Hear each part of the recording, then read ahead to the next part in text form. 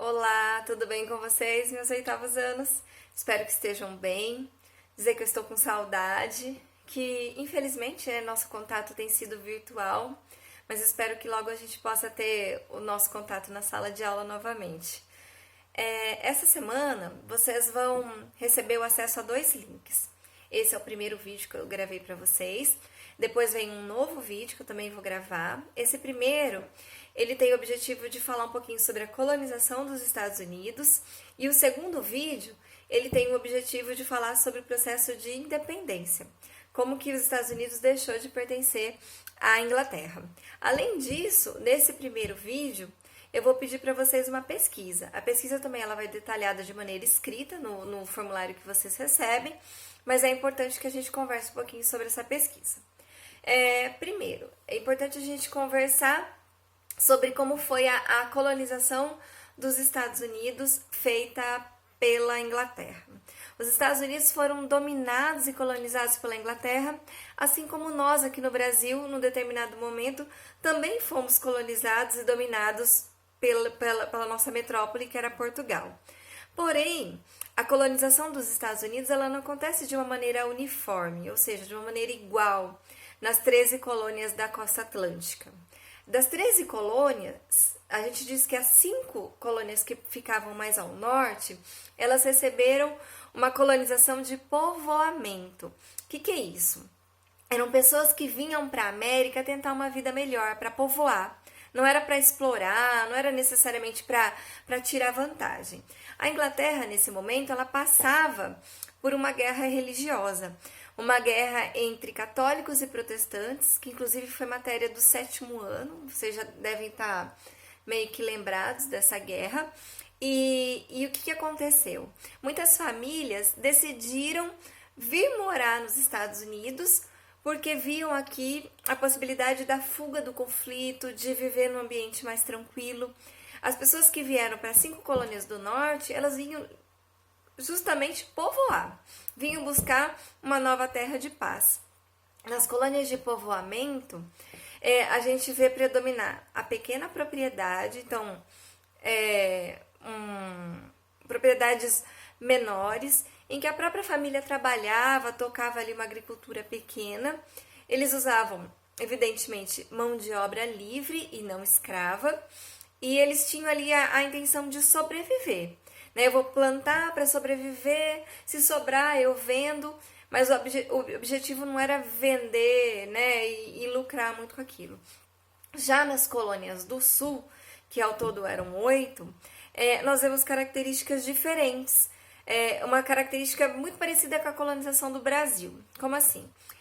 Nas colônias do sul, nas 8 colônias do sul, a gente vê o aparecimento da exploração. A ideia de que era possível vir para os Estados Unidos e explorar as terras que aqui estavam.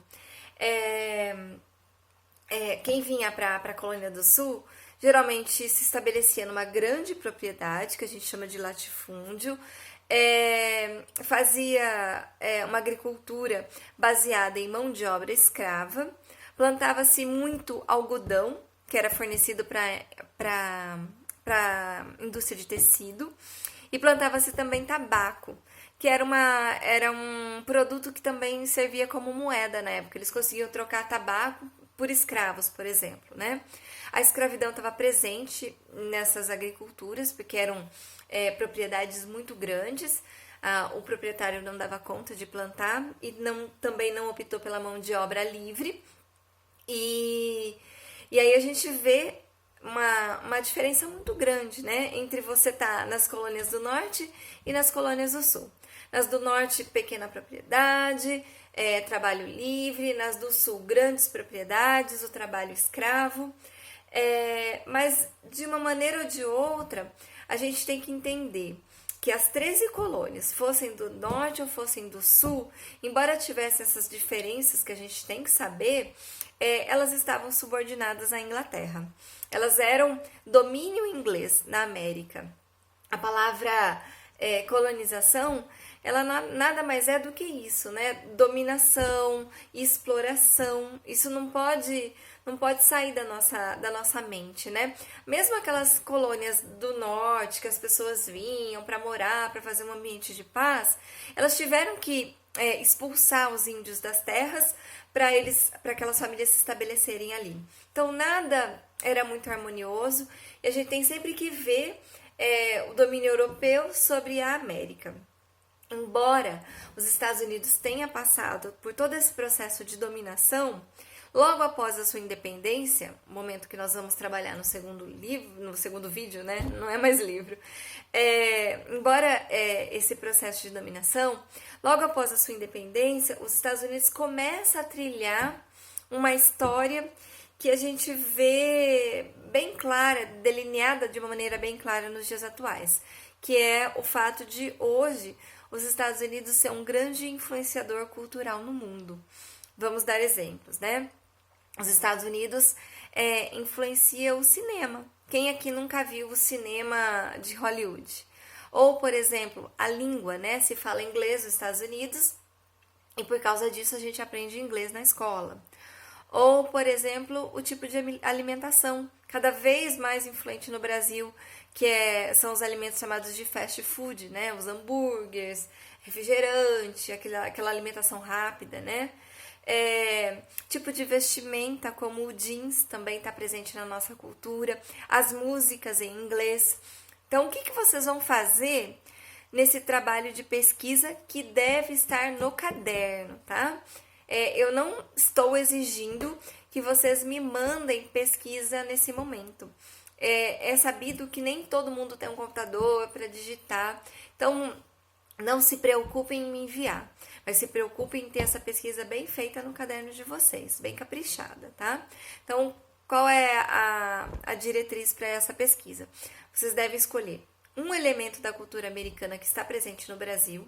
Pode ser música, pode ser cinema, pode ser roupa, pode ser alimentação. E vocês vão explorar esse elemento em forma de pesquisa. Então, eu escolhi o cinema. Então, vocês vão pesquisar quando surgiu o cinema norte-americano, quais as suas características, como que ele se modificou ao longo do tempo, qual a sua influência na sociedade brasileira e anotar no caderno de vocês.